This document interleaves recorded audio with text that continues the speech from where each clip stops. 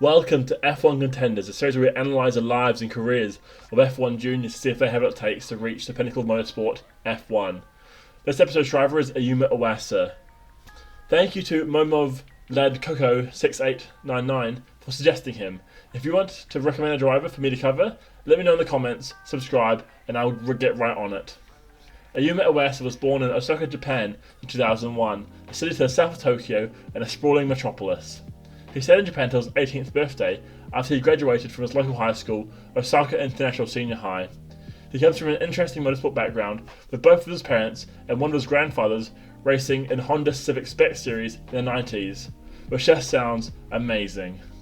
Iwasa says that this helped him find the fun and enjoyment within motorsport and inspired him to start karting at the age of 4. He stayed in Japan while he was karting and won the Suzuka Karting Championships X30 class and Suzuka Karting Championship Yamaha SS class. Although he only has a little bit of experience at this point racing in Japanese F4 and Japanese Formula Renault, he soon fixed that in 2020 when he moved over to France and raced in French F4. He dominated the field, winning just under half of the races, with his worst finish being 6th. F1 teams were stunned by this young man who has come out of nowhere and beaten the names such as Ren Sato, Isaac Hadjar and Rafael Villagomez so easily, and that caused Red Bull to use their Honda links and sign him straight away. They put him straight into F3 for the 2021 season and allowed him to find some time to also compete in Japanese F3. And although he didn't smash the competition, the now 20-year-old showed consistency to get 12th and 8th respectively. This was enough for a promotion to F2 for the 2022 season with Dams. And once again, he was a little underrated going into the season, which I think works in his favour. This would change as he wowed the field, getting 5th overall and beating the likes of Jack Doohan, Frederick Vesti and Dennis Hauger. Sadly for him, he got beaten by fellow Red Bull Jr. Liam Lawson, who got the nod to go and race over in Japan in the Super Formula Series for the Mugen Honda team. This drove Iwasa on though, who showed consistency once again and determination, returning to F2 for 2023 and getting 4th. All this in a Dams, which everyone knows isn't the best car. That is no mean feat, considering he competed with drivers such as Theo Pourchaire, Oliver Behrman, Frederick Vesti, Jack Doohan, Zane Maloney and Victor Martins, all in contention for an F1 seat next year.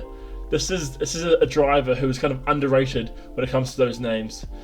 He's something special and I think he's one to look out for. This time though, in 2024, he got the nod to go to Japan and race for Team Mugen in the Super Formula Championship alongside two-time champion Tomoki Nijori. Long-time rival Theo Pourchaire also joined him in the series this year, with both having difficult first races for the 2024 campaign.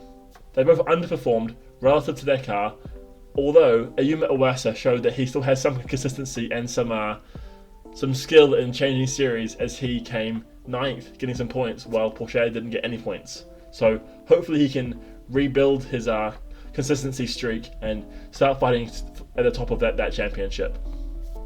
To get into F1, you need CBAs, championships, backings and affiliations, as well as a whole heap of luck. So let's dive into CBAs of Ayumu Iwasa. Iwasa had an okay karting career, but it's hard to compare as most other drivers that are decent kart in Europe when they're young. But as soon as he did make the flight over, he showed he's not here to mess about, winning the French F4 championship. His debut in F3 and Japanese F3 was solid and showed a kind of consistent and reliable driver. He really did show his talent the next year though in his 2 seasons of F2, where in a difficult fluctuating series he got 2 top 5 finishes. This is really a make or break year for the young Japanese bloke, with Liam Lawson proving Super Formula is a good competitive series, the kind of in between F2 and F1 level, which can be a step up for an F1 driver. Ideally, he needs a top 3 finish to keep his name in the hat for a seat in 2025 and keep his name in the mouth of those Honda and Red Bull higher-ups. I rate this overall as a B, as it's solid enough to earn those super license points that you need to race in F1 and contend for an F1 seat, but he could have done more to get F1 teams talking about him. As a Red Bull development driver, he is sponsored by them, which adds some backing. Other than that, he has sponsorship from Honda, who are well known to back their drivers to the hills and throw money to get a driver at F1.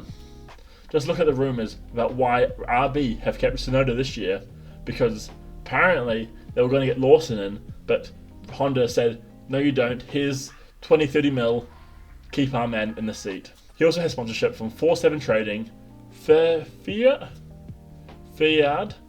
Ponos, Laps, Delos, and some other Japanese companies I won't embarrass myself by attempting to pronounce.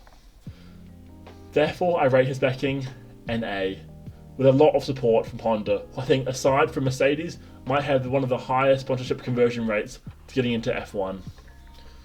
We all know Red Bull is sponsored by Honda, and Honda love having a Japanese driver in there. Tsunoda, who has been inconsistent at times, has come to the end of his contract at RB. Red Bull and Honda might want to switch things up and put him in their RB team alongside Liam Lawson next year.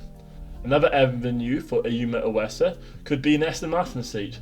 Honda are starting to supply the engines for Aston Martin in the next few years, and Fernando Alonso might be on his way to Mercedes. Could we see Iwasa alongside Stroll for 2025? I think maybe. But I can definitely see a possibility of him at either one of those teams next year on the grid.